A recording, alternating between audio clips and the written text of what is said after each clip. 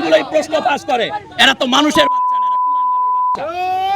কারণ যারা প্রশ্ন ফাঁস করতেছে এদের কারণেই তো বাংলাদেশটা মেধাহীন হচ্ছে।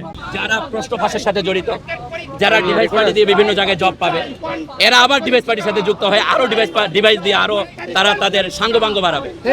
আবেদ আলী যাদেরকে প্রশ্ন ফাঁসের মাধ্যমে বিসিএস ক্যাডার বানাইছে, তারাই এক একটা আবেদ আলী হয়ে যায় নাই। আপনারা যদি আজকে এই মেধার মূল্যায়নে, মেধা বিকাশের আন্দোলনে আপনারা যদি আজকে আমাদেরকে সাপোর্ট না দেন, তাহলে এই বাংলাদেশ একদিন মেধাহীন হয়ে যাবে। আপনারা কি চান বাংলাদেশ মেধাহীন হোক?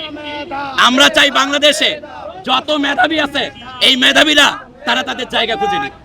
মেধাবীদের জায়গা যদি সব জায়গায় হয়, এই মেধাবীরা বাংলাদেশকে সোনার বাংলাদেশে পরিণত করবে। কিন্তু যারা মেধাহীন এরা তো ডে বাই ডে প্রতিনিয়ত দুর্নীতি করবে। আপনি 20 লাখ টাকা দিয়ে যখন একটা প্রশ্ন পেয়ে পরীক্ষা দিবেন, এই 20 লাখ টাকা উঠানোর আপনার ইন্টেনশন থাকবে না। আপনি তখন কি করবেন? আপনিও দুর্নীতি করবেন, বিভিন্ন মানুষকে ঠেকানোর জন্য আপনিও প্রশ্ন ফাঁসের সাথে জড়িত হয়ে যাবেন। আপনারাও কি করবেন? ডিভাইস পার্টির সাথে যুক্ত হয়ে যাবেন। তাহলে আমরা এই চক্রগুলোকে ধরতে চাই, আর এদের বাংলাদেশের সর্বোচ্চ শাস্তি প্রণয়নের দাবি চাই। আমরা বাংলাদেশে চাই মেধাযুক্ত একটা বাংলাদেশ, দল মত নির্বিশেষে যে যে বয়সী আছেন সবার জন্য এই আন্দোলনটা দরকার।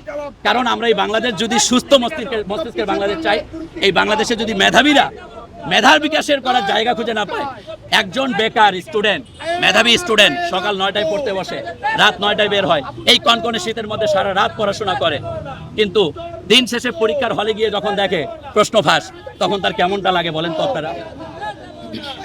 অনেক স্টুডেন্ট কান্না করে রাতে, যে এত পরিশ্রম করে লাভ কি? যে কুলাঙ্গারগুলোই প্রশ্ন ফাঁস করে, এরা তো মানুষের বাচ্চা না, এরা কুলাঙ্গারের বাচ্চা। কারণ যারা প্রশ্ন ফাঁস করতেছে এদের কারণেই তো বাংলাদেশটা মেধাহীন হচ্ছে। আমরা তো মেধাহীন বাংলাদেশ চাই না, আমরা মেধাযুক্ত বাংলাদেশ চাই, আমরা মেধাবীদের বাংলাদেশ চাই, আমরা মেধাবীদের প্রণয়ন চাই। আপনারা প্রমাণ চান? দেখেন, আপনারা 9টা 20 মিনিটে, 3টায় পরীক্ষা, 9টা 20 মিনিটে তারা প্রশ্ন ফাঁস করছে মেইলের মাধ্যমে। আমাদের কাছে তো প্রমাণ আছে, আমরা প্রমাণ নথিমালা সবকিছু নিয়ে আসছি। এমন না যে আমরা প্রমাণ নিয়ে আসি নাই। দেখেন আপনারা, আমাদের কাছে সকল প্রমাণ রয়েছে, আমরা সবগুলো প্রমাণ এখানে একসাথে নিয়ে আসছি। এই দেখেন, এই জায়গায় সুন্দর করে লেখা আছে টুডাও। দেখেন তো এই প্রশ্নটায় 9 জানুয়ারি 2026 9টা 20 মিনিটে পরীক্ষা হয়েছে, 3টায় মেইলের মধ্যে প্রশ্ন। এই একই প্রশ্নে কিন্তু তারা পরীক্ষা নিচ্ছে। কি ভাই, এগুলো ফাইজলামি না? আপনারা প্রশ্ন ফাঁস করে যদি পরীক্ষাই নেবেন, তাহলে মেধাবীদেরকে যদি বঞ্চিতই করবেন, পরীক্ষা নেওয়ার কি দরকার ছিল?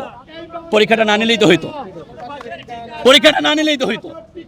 পরীক্ষা যেহেতু নিয়েছেন, পরীক্ষাটাই মেধাবীরা যাতে সুযোগ পায়, এরকম একটা কাজ করেন।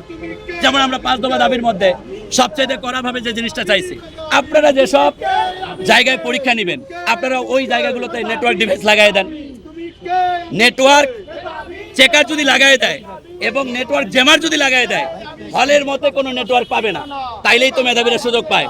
তাইলেই তো এই যে যারা কানের মধ্যে হেডফোন নিয়ে পরীক্ষা দেয় বা যারা চশমার মধ্যে সেন্সর নিয়ে পরীক্ষা দেয়, এদের থেকে অন্ততপক্ষে মেধাবীরা বেঁচে যায়।